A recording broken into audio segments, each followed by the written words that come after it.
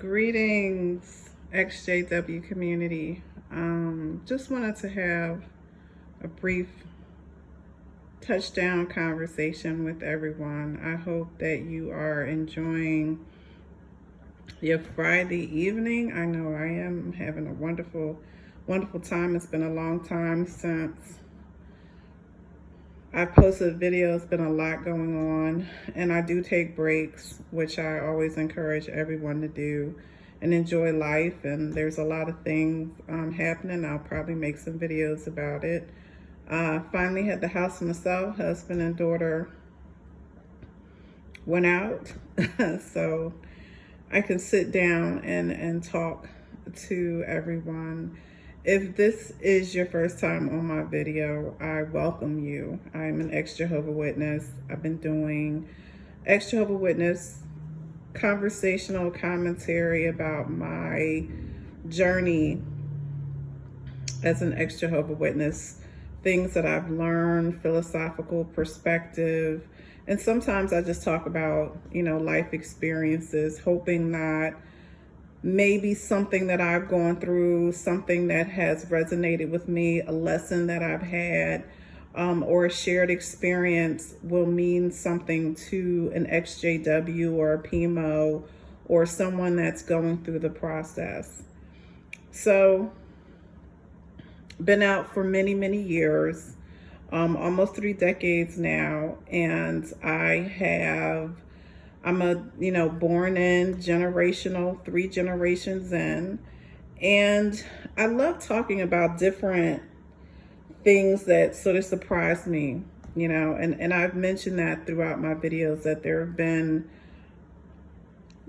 things that I found out after I left that I had no idea about, even when I was in the Jehovah Witness organization. I was baptized and had family that were born in. My parents were born in.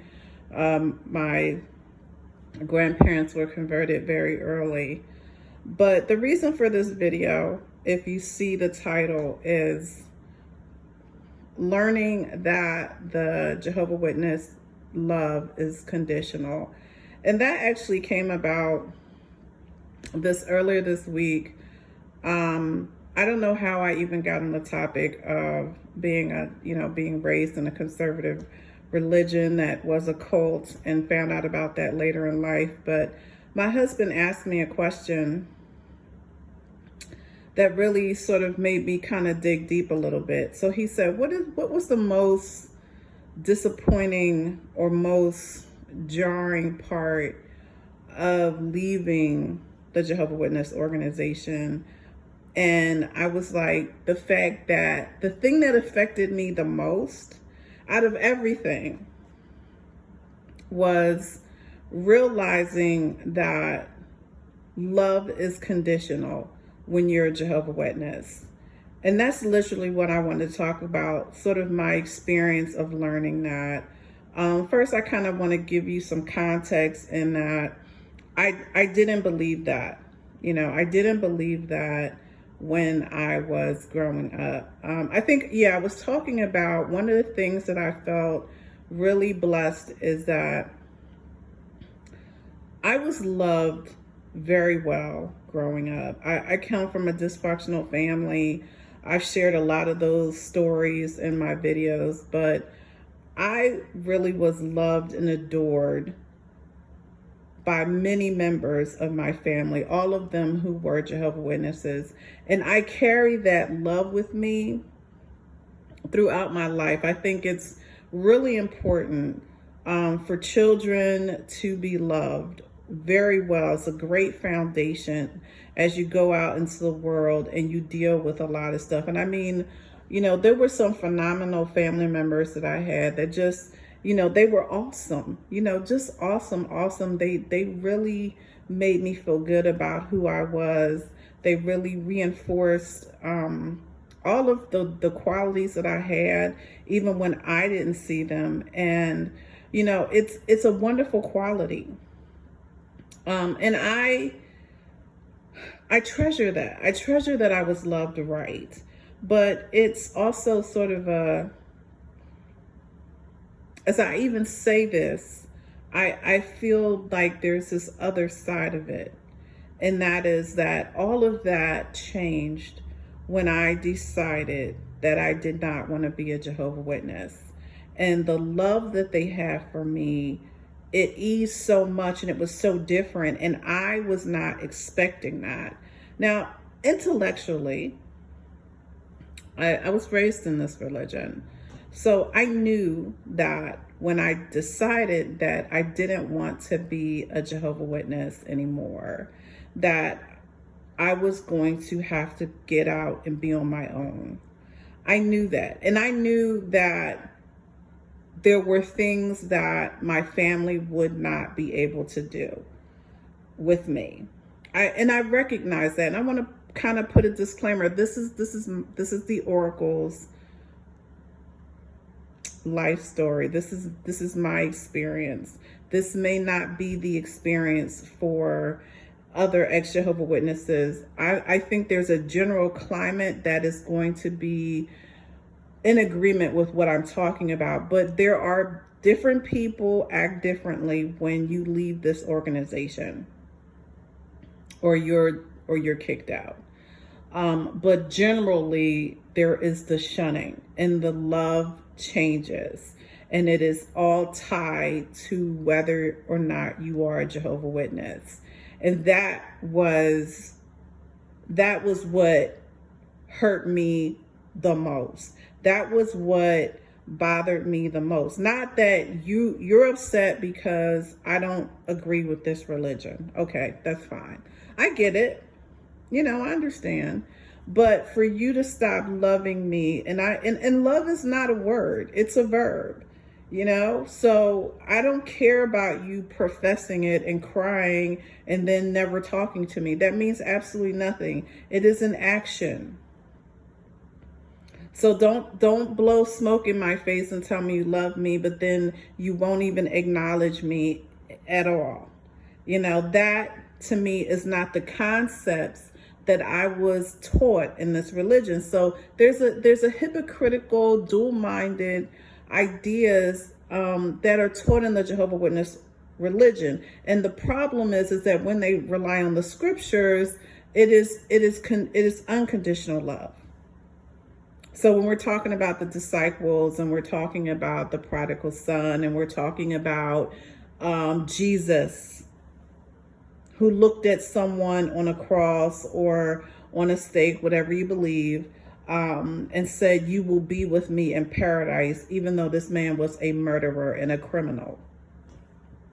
See, when you're raised as a Jehovah Witness and you are following the Bible and reading the scriptures, there's nothing in there that says that you reject your family simply on the basis of what they think. Like you can't, I have to agree with your religious interpretation. The whole idea of who Jesus was or who Paul was, in the Bible was that he became whomever he was around. It wasn't this, you must believe in this man-made religion, and if you don't, then I no longer want to associate with you, and I no longer want to share my time with you, and I no longer want to be there for you. It was in direct opposition to the scriptural references when I was a Jehovah Witness. So then there was the religious part of it, which changed over time. And again, I've been busy, but I've also been just, focused on other interests that I have. So I haven't made a lot of videos, but there is in my mental Rolodex some topics that I want to talk about at some point. And I do want to talk about the different types of shunning. So, again, I've seen it. I've seen shunning where it was like, we can't eat with you. And the Jehovah Witness organization has changed over time. At one point, it was, we can't eat with you. And other than that, you can interact with your family. Just can't bring up, Jehovah's, organization. And then it was, well, you can speak to them if they come to the Kingdom Hall. and then it was, well, only the elders can speak to them, and they do one visit once a year to see, and they would call these shepherding calls, I guess. And I've had family members that are presiding overseers. I've had, elders. I've had all of it, regular pioneers, circuit overseer, the whole nine. So I've been around, and I've been around a long time and just heard a lot. And I've seen the changes. So, yeah, I was just referencing the ones where the elders would go, and they would go to the disfellowship house, the disfellowship person once a year. And these were called shepherding calls, and then actives once a year to see if they would come back. So I lived through those things. And I remember my grandfather with the elders would sit and do some, talk about it at the house, and then they would go and do it. But then that changed. And then it was, you can't even speak to them. So because at the time that I was leaving, it was more of the, you can talk to them, you can't eat with them, and they had a scripture, which they always pull out of context. So, and then you could, and it was more of rely on your own conscience. But it's gone extremes. It's gone, don't even acknowledge their existence, to, keep it short and sweet. Just only be there if they have an emergency. I don't really interact that much with the Jehovah Witness organization. I keep tabs on it through the EXJW community. So I'm thinking it's more so that shunning is more so on the extreme side these days. Now, I know for a fact that it is interpreted differently by different family members, but I think I shared in one of my videos where my aunts, and two different times, same aunt. So at one time, when I first got this fellowship, because I didn't want to go back to the Kingdom Hall, I saw my aunt in the city that I was born and raised in, and she refused to acknowledge me. So that was one time. So let's fast forward the last time that I saw my aunt, which was probably at my grandmother's, her mother, my paternal grandmother's funeral. And when I saw my aunt there, no, actually that wasn't the last time I saw her at my mother's funeral, but my paternal aunt, when I saw her at both funerals, the first time I had seen her in a long time was at my paternal grandmother's funeral, and that was in the Kingdom Hall. And my aunt grabbed me and she told me she loved me for probably 4 or 5 minutes straight. And I had some friends, none of them were Jehovah Witnesses, that had come with me, and they took pictures and thought it was, oh, that's so beautiful. Oh, she misses you so much. And it was nice and emotional, but I have to tell you that I didn't get all mushy about it, because like I said, love is not an adjective, it's a verb.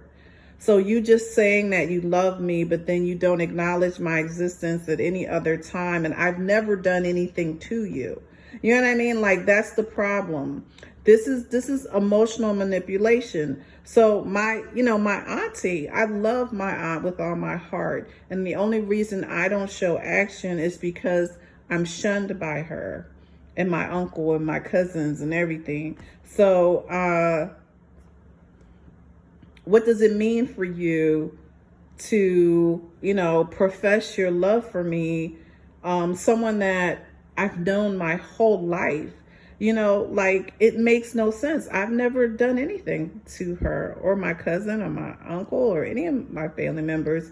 But because I made a decision and a freedom that I have the right to do, I am now not loved unconditionally. I am, I hope you find your way back to Jehovah, which is a personal decision. It should have nothing to do with how you treat me and if you talk to me and if you interact with me. That is not the teaching of the Bible. God Jehovah, Jesus, the disciples, none of them would ever treat someone who didn't think like them the way that the Jehovah Witnesses behave. And when I left, when I was 17 and a half years old, and I left and I intellectually knew what was happening. I knew that, the relationship was going to change. I wasn't really wired to see it change the way that it did. And it affected me for a long time. And I didn't realize it affected me because I think I've shared, like I had went to college and I had tried to create this whole support system. And I actually did a really good job, but I struggled at first. And I didn't know why I struggled. I didn't know why it was so difficult for me to, because I had money, I had, I was in college, I had a boyfriend, I had great friends, but I didn't have my family. And the fact that they shunned me and the fact that they cut me off the way they did was horrible. Because my family had been everything to me. It was all my associations, everything I did was around my family.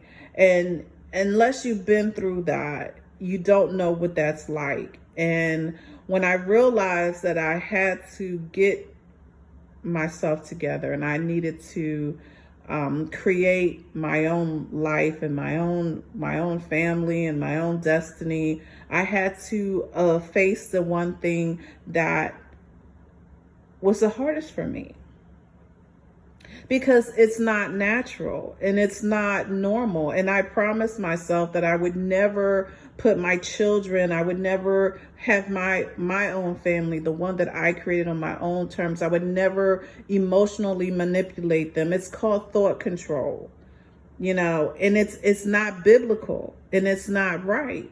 But it is a part of being a Jehovah Witness. And if you're not prepared emotionally and mentally, it will break you down and you will have to find a way to build yourself back up. And this is literally why we have the ex-Jehovah Witness community, to figure out ways to be there for each other, to give us support, understanding, because when you're shunned and you're cut off, and I've just heard so many crazy stories, going to a wedding and watching from the window because your parents won't let you, going to see your sister get married, or, you tell your mother, hey, Mom, I don't want to be a Jehovah Witness anymore. And she packs your stuff out and throws it out on the street. You're not doing drugs. You're not sleeping with people. You're not on crack or heroin.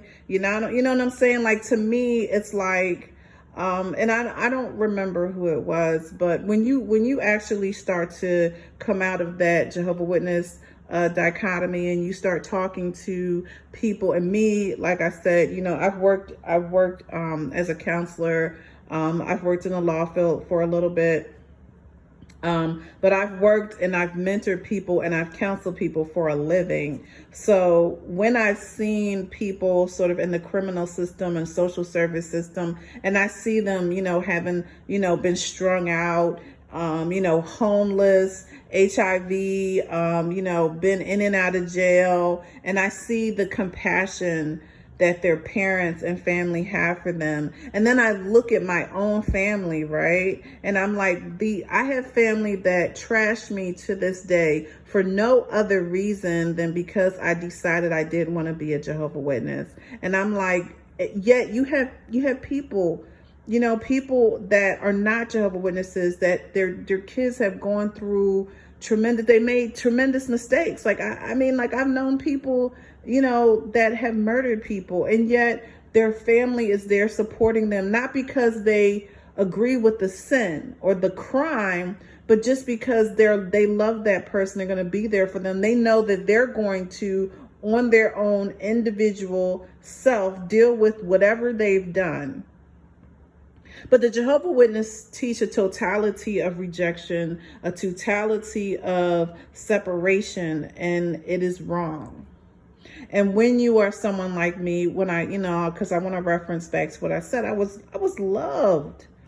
I mean, I was really loved. I was treated well by so many people in my family. They loved me. They made me feel like almost like Norm when you go into Cheers. Like, I literally used to walk into some of my family members' house and they would say my name and they would just come and hug me and kiss me all over. And it was wonderful. It was wonderful to have that experience. But here I am so many years later, and I'm talking about those same family members, and I can't say that when I've seen them, and there's only at certain times, there's only been funerals, unfortunately, I do get, the acknowledgement and the hugging, but I know that they're only talking to me because of an event that they would deem to be an emergency. Decades go by, I don't hear from them, I don't see them, they don't talk to me. And I'm cool with that. I'm cool with that because I've learned to accept it, because I've created my own family and friends.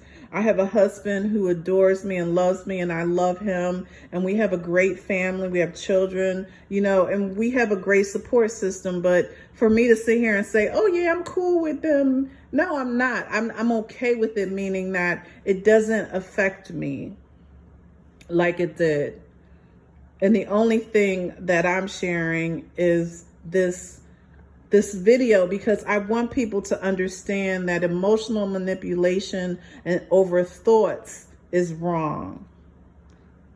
You must have compassion. You must have understanding. You must be kind and decent to people. And Jehovah Witnesses only believe that is accurate if you are a Jehovah Witness or you are a sympathizer to the Jehovah Witness belief system. And that is, even if I was interested in this religion, like I didn't have a choice, and I've shared that I was born in, and I didn't have a choice. I couldn't say when I was growing up, like around 10 or 12, I don't think I want to go to the Kingdom Hall. No. That kind of stuff wasn't even accepted. I couldn't even say I'd be scared to death what would happen to me.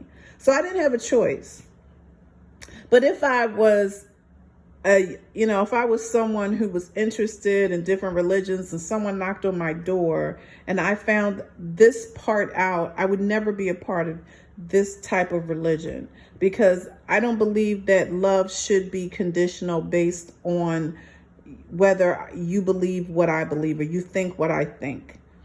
Because there's people in the Jehovah Witness organization that are criminals and pedophiles, and there are people that have done terrible things, and you can't just use a title to decide whether someone is worthy of your love, especially when they're family. That the barometer should be your character. And I have the capacity in myself to love unconditionally no matter what. And I have the ability to think without having someone control my thinking. So I hope that this is empowering, because again, when you have the knowledge, which I didn't have, and I talk about the ages of technology and information and how that has changed the way that Jehovah Witnesses and ex-Jehovah Witnesses communicate. I didn't have this type of stuff. So whenever I have a chance, I like to share different lessons and things that I've learned, because I really believe that when you know that you're not alone, and when someone else has gone through something or they've had a moment of enlightenment or an epiphany on how to cope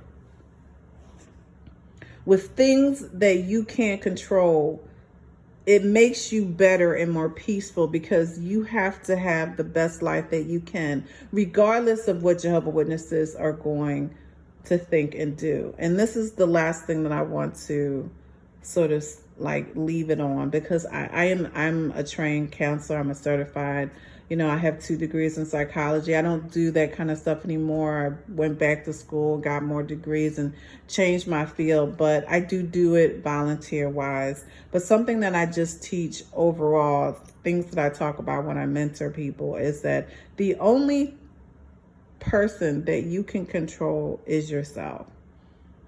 You cannot control anything outside of your body.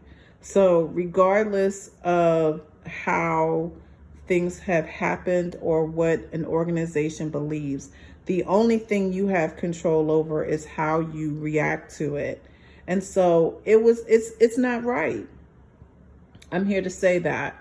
And it was the hardest part of my journey leaving this religion, but I had to make peace with it. I couldn't be angry. I couldn't isolate myself. I couldn't, stop having loving relationships with people because I had this dysfunctional, unfair thing happen to me. I had to put it in perspective, and talking to other people that share your journey gives you that reinforcement, which then gives you that mental strength to be able to say, you know what, I get it. I'm not going to let that consume me, and I'm going to go out and I'm going to live the best life that I can. I'm going to have healthy relationships. And again, I'm a mental health advocate. If you're not able to do that, talk to somebody. But the most important thing is to enjoy life. Because as I'm sitting out here and I'm looking at my beautiful bay window, and I don't know if you can see this beautiful tree. It has so many beautiful colors in the bush. It's a huge bush outside of my house in the front. I have a big lawn in the front, and I'm so blessed to be here. I'm so blessed to be alive. I'm so blessed. Every day that I wake up, I am so honored that I have this gift of life. And I'm going to end on that. Every day you wake up is a blessing. Every day you wake up is a lesson, and grab hold of it and never let go. I wish you well. I look forward to talking to you soon, and be very blessed.